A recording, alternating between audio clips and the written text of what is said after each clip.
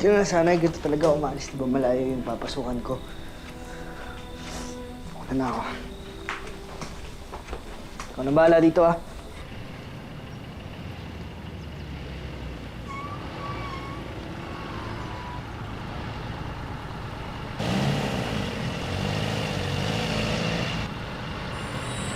Kuya! Kuya! Kuya!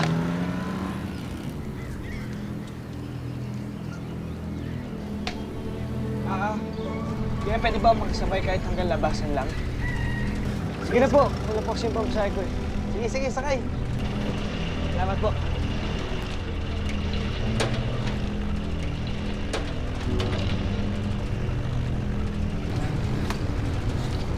Oy, pre, sasakay pa yung Pilay, oh. Kaya mo siya, babagal-bagal eh. Papalibre lang yan.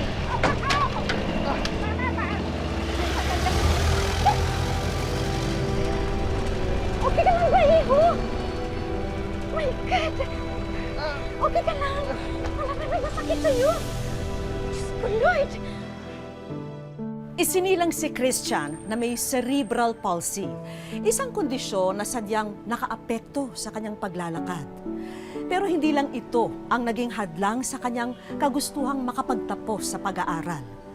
Ngayong hapon, sundan po natin ang mga yapak ni Christian at ang kanyang paglalakbay upang marating niya ang mga pangarap niya sa buhay.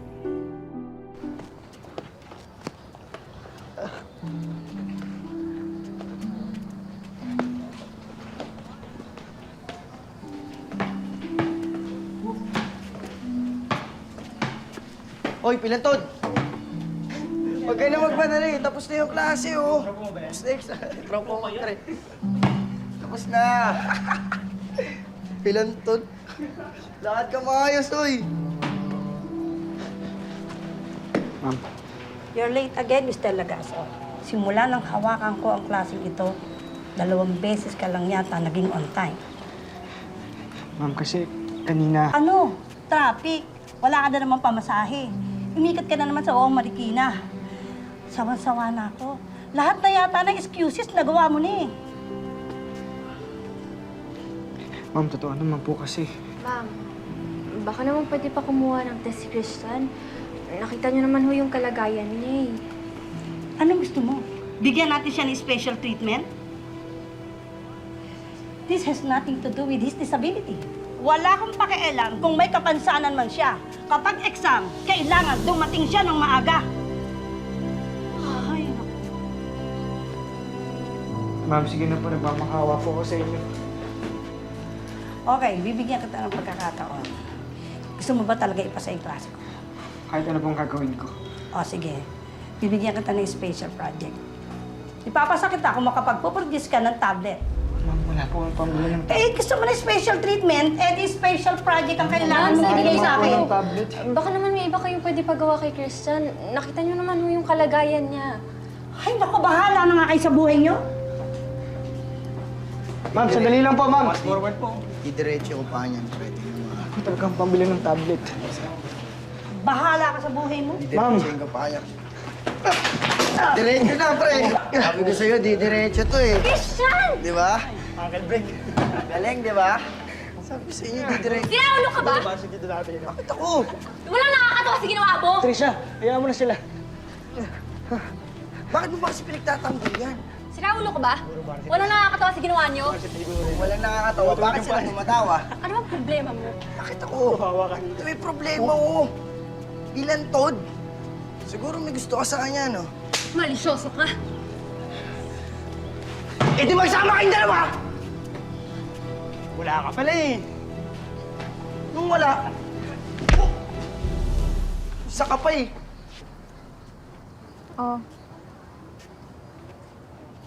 Okay lang ako. sige na, kunin mo na para magkalaman naman yung chat mo. Salamat.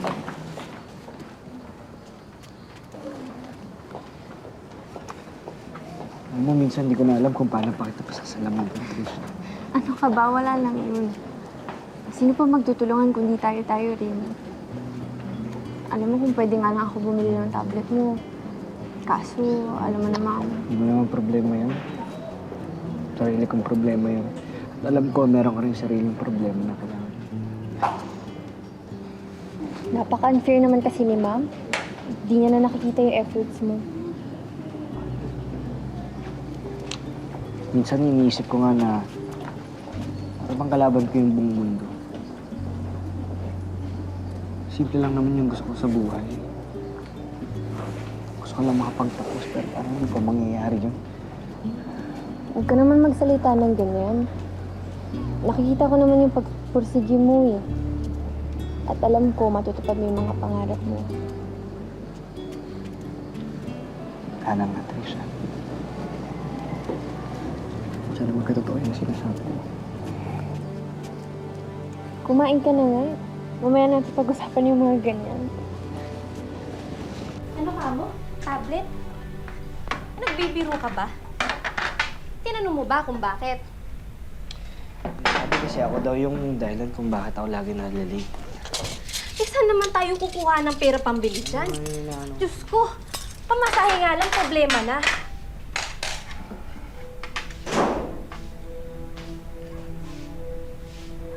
Ikaw kasi, kung anong pumapasok sa kukote mo, ako, tanggap ko na habang buhay, pasaning kita. Kaya ikaw, dapat mong tanggapin na wala ka ng mararating. Alam mo, kayong mga may kapansanan, hindi na dapat kayo nangangarap.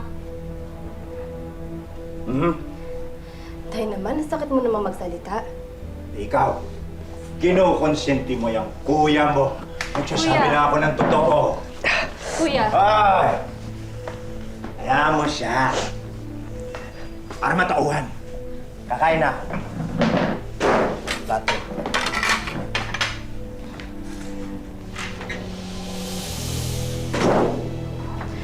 kuya, huwag mo nang isipin yung sinabi ni tatay.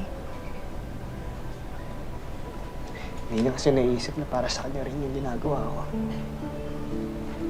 Para sa inyo. Siyempre, ayoko naman habang buhay maging pabigat ako sa inyo. Gusto ko na makatulong. Kuya, syempre hindi ka naman namin papabayaan. Alam ko naman yun.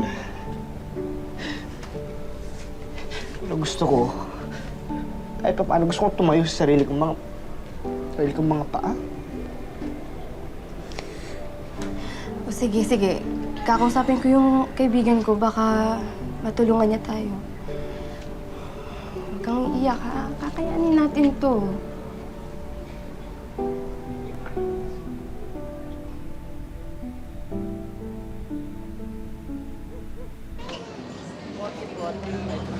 Pare.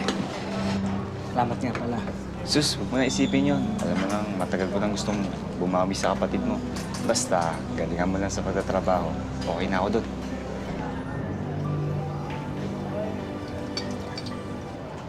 Ano, ayos ka naman dyan? Kaya mo pa ba? Oo, ate. Kaya to. Uy! Tatlong kanin pa raw doon. Bilisan mo. Napakarami na natin customer lang. Uy, pengi pa nga isang plato dyan. Kulang bilis, tad. Maitan mo huli, boss. Sige, ate. Bisan, pengi isa, dali.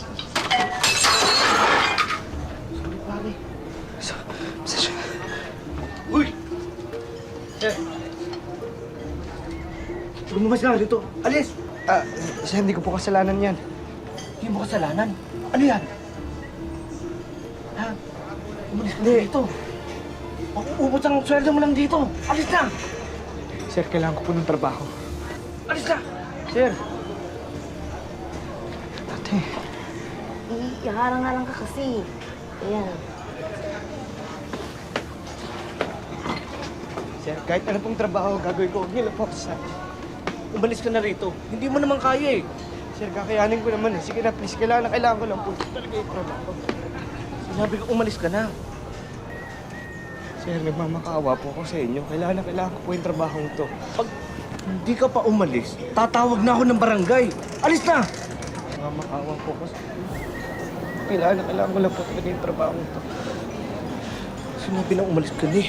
Umalis ka na! Sir! Umalis ka na!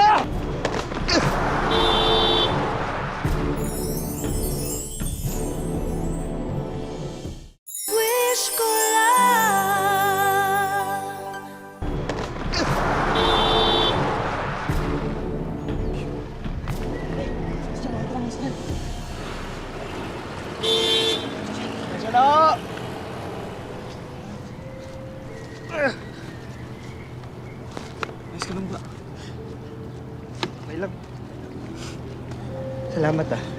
Wala yun, pre. Ano? Masaya ka pa uwi? Hindi na, okay na. Masyadong nakabali. Hindi, pre.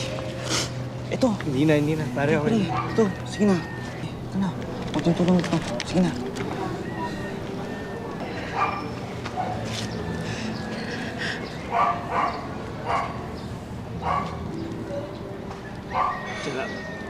Ito yun, pre.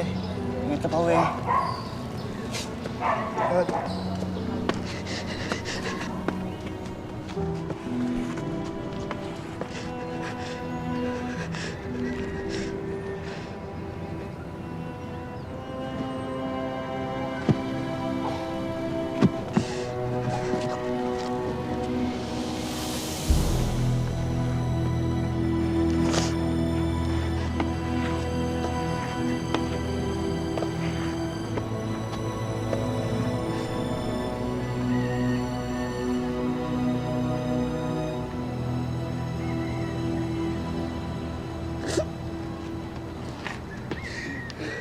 O ano? May bibigay mo na ba yung project mo? Amin nga po yung dahilan kung ba't po ako nandito. Diba, makawa po sa inyo, ibang project na lang po yung gagawin ko. Mr. Lagaso, sorry. Bagsak ka na sa klase ko. Ma'am, nagmamakaawa po ako sa inyo. Kailangan na kailangan ko po to.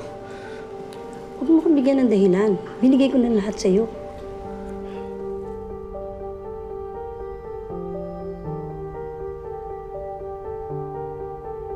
O ayan, incomplete yan. Pero pag nadala mo yung tablet, papasa ka. Sige na, marami pang kukuha ng class card dito.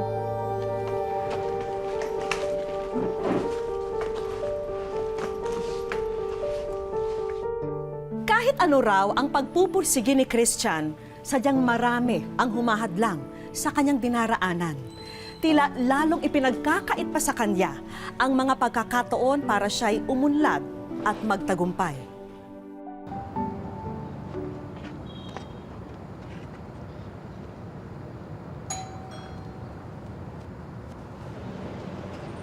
Uy, ikaw pala! Meg, tara. May nanda akong merienda. Buka muna dyan. Nakabag po. May ipapakita pala ako sa'yo. Sandali lang, ah.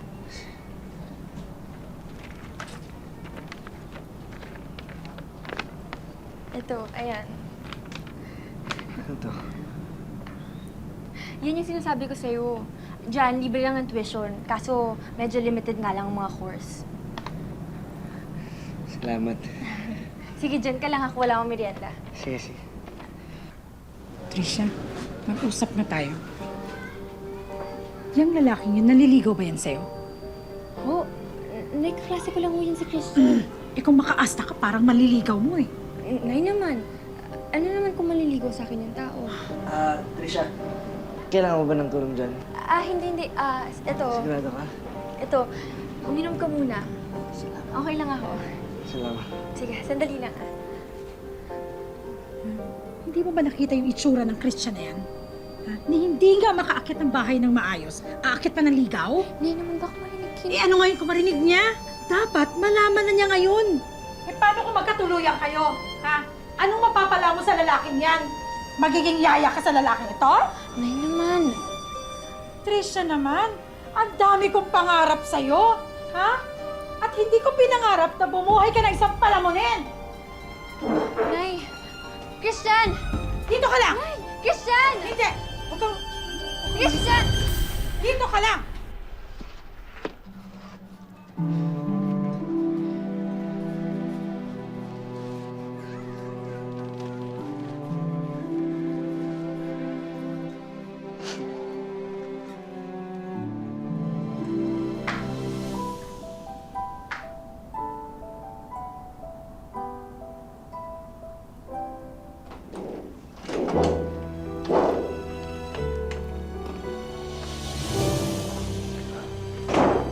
Kuya, anong nangyari sa lakad mo?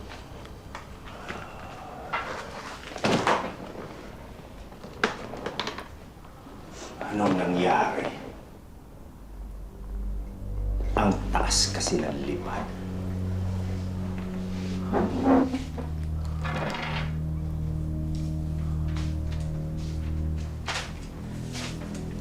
bakit hindi mo isaksak dyan sa kote mo na wala kang ibang pupuntahan kundi dito? Huwag ka nang mangarap na makakaalis dito! Tay, huwag niyo na masaktan si Christian.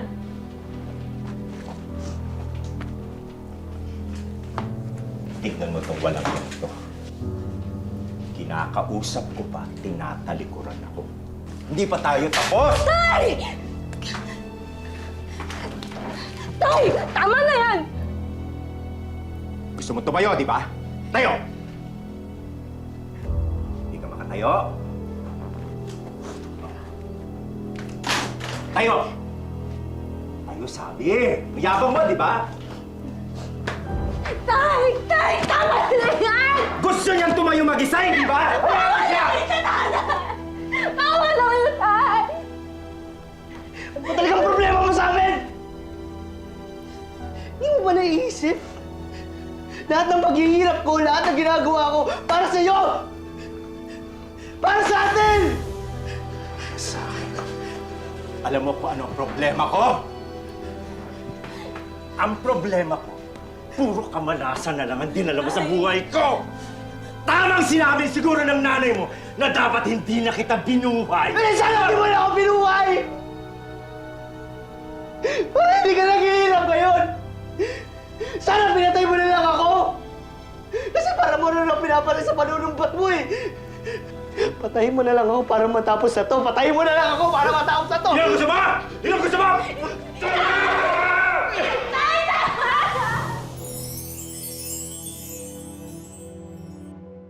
Wish ko lang. Tay, tama na! Lumawa ka! Lumawa ka! Mayabang ka, di ba? Lumawa ka! Ay, tama na po! Sige, magsama kayo. Ha? Maghirap ka sa pag-aalaga dyan sa pilantod mong kuya! Patunayan ko sa'yo. May mararating ako kahit ganito yung kapansanan ko. Nang hindi ako magiging pabigat kagaya mo.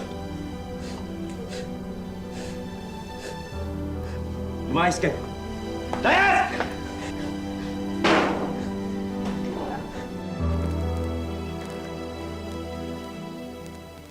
Kuya, huwag ka muna pahinaan ng loob. Sayang naman kung susubukan na, di ba? Ayaw ka nang lumaban. Pagod na ako. Baka kailangan mo mas magpakatatag para maabot mo lahat ng pangarap mo.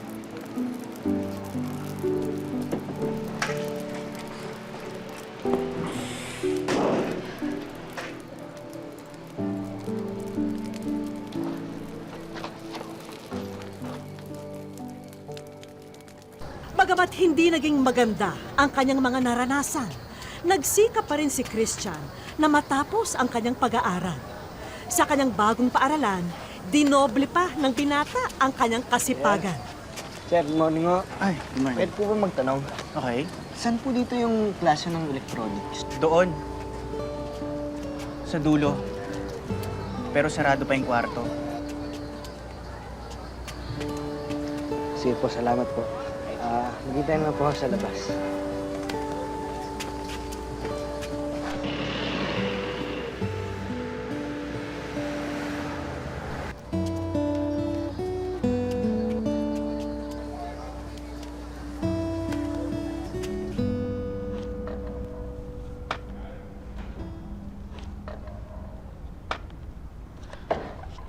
Christian, pinapatawag ka sa teacher's office.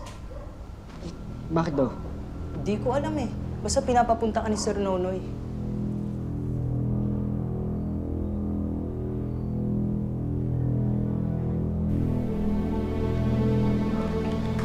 Sir, Christian, tuloy ka. sir, huwag lang po akong bagsak sa klase niyo. Hindi, kalma ka lang. Hindi kita ibabagsak. May gusto lang kumausap sa iyo. Sandali lang.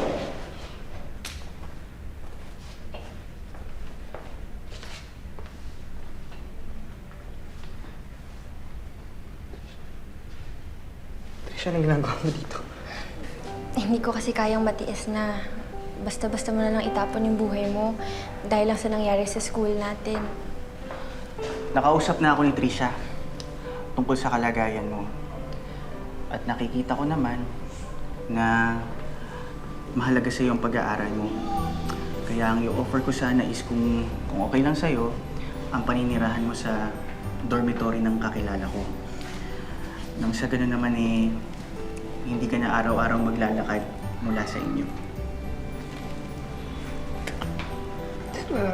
Salamat po. Sir, salamat. Napakalaking tulong po sa akin nun. Maraming salamat po, sir. Huwag ka sa akin magpasalamat. Pasalamatan mo si Trisha. Trisha, maraming salamat sa'yo.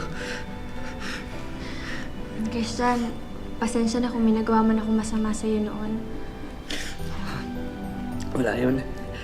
Alam mo, ako dapat humingi ng pasensya sa'yo kasi naabala pa kita sa pinagagawa ko eh. Ano ka ba? Ikaw talaga. Huwag mo nang isipin yun. Pareho lang ang pangarap natin. Di ba sabi ko nga sa'yo, wala nang ibang magtutulungan dito kundi tayong dalawa?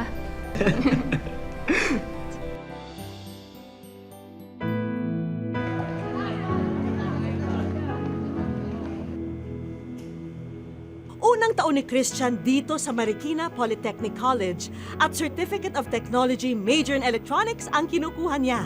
Thankful po ako kasi sa dami-dami po nang nag-exam dito sa Marikina Polytechnic College. Isa po ako sa mga binigyan ng tsansa para makapag-aaral ng libre. Tapos, sagutin ng school yung dorm.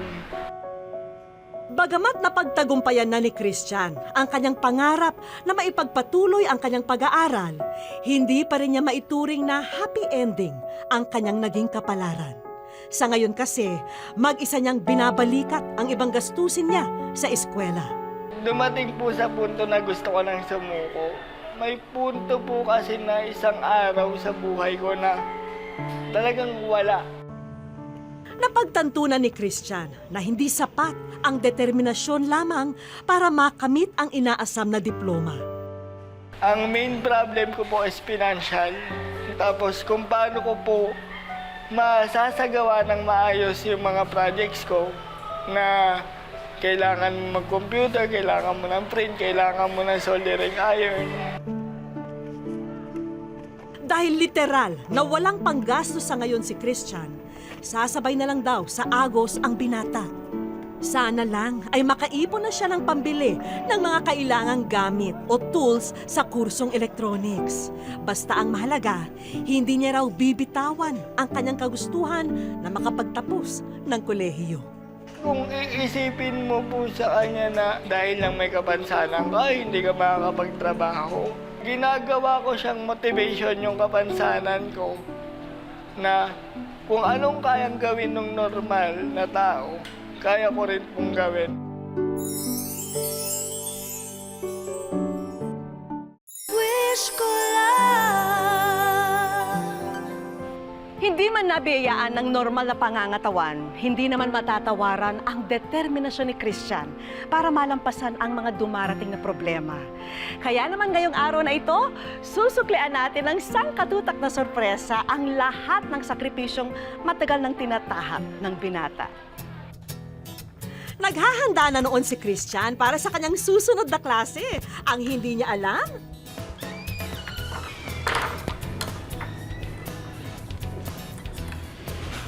Hi, Christian! Hello po.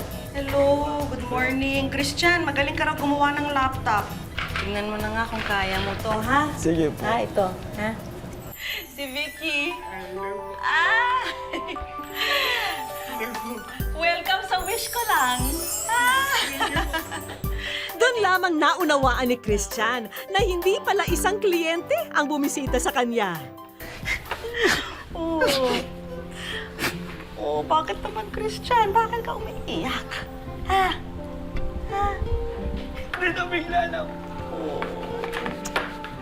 Bigla ka lang. Batid na ni Christian ang tunay naming pakay sa aming pagbisita sa kanya. Hindi ko po sinigit. Oo, hindi na sana. Nandito ka sa aming programa. Ha? Ay, naku. nakarating sa amin yung kwento mo. Ha? Hindi ko mo inaasahan. Nakaka-touch yung kwento mo, Christian. Ha? Bilib na nga kami sa'yo no?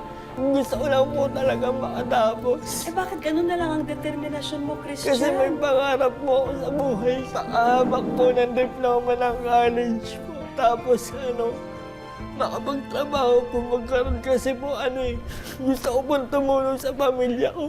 Natural na. Oras na siguro, Christian, para makilala mo kung sino ang taong labis na na-inspire sa lahat ng sakripisyo mo sa buhay. Si Sir Bernie, isa sa mga guro ng inyong paaralan. Despite of meron siyang ganyang kalagayan, nagsikap siya, yung kanyang kalagayan talaga. Sa kanya ko lang nakakita na yung iba nga, kompleto sila, pero hindi sila pumapasok sa klase. Pero sa kanya, nakita ko talaga, gusto niyang makatapos ng pag-aaral. Christian, ano gusto mo sabihin? Hindi ko alam. Tahan na, Christian! Papaagahin natin ang Pasko para sa'yo, kaya mabuti pa isumama muna kayo sa akin. Walang kaalam-alam si Christian na ito ang naghihintay sa kanya sa kabilang silid. Sino bang hindi ma-excite kapag bukasan na ng regalo? Nandito rin ang kanyang mga kaklase na nag-share online ng kanyang kwento. At syempre, ang Christmas tree na puno ng aguinaldo. Guys, thank you. Mabuti pa isimulan na natin at marami-rami kang regalo na bubuksan. Nariyan ang bagong laptop na magagamit mo para sa inyong mga school project.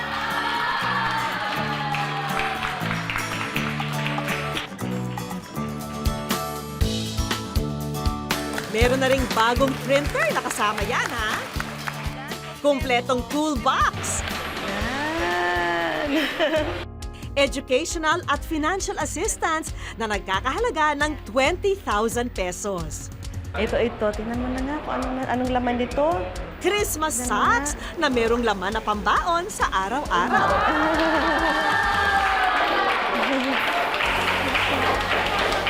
Tatago mo na. Groceries. At syempre, bagong rubber shoes. Sabi ko nga, one day, sana maranasan ko ako. Yun nga po. Na natupad siya nang hindi ko inaasahan. Yun po, thank you po ng marami. Kasi kung wala naman kayo, wala din ako sa kinaratatayuan ko ngayon.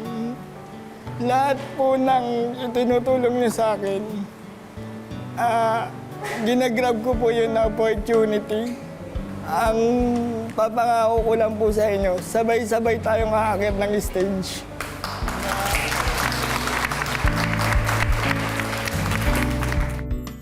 Huwag natin sanang husgahan ang mga kapatid nating may kapansanan. Hindi naman nasusukat ang kakayahan sa pisikal na kaanyuan. Kaya patuloy na mangarap, magpursige at maniwala sa ating sarili. Magandang hapon po mga kapuso. Ako po si Vicky Morales at ito po ang wish ko lang. May sorpresang naghihintay sa'yo kaya't wag na wag kang susunod.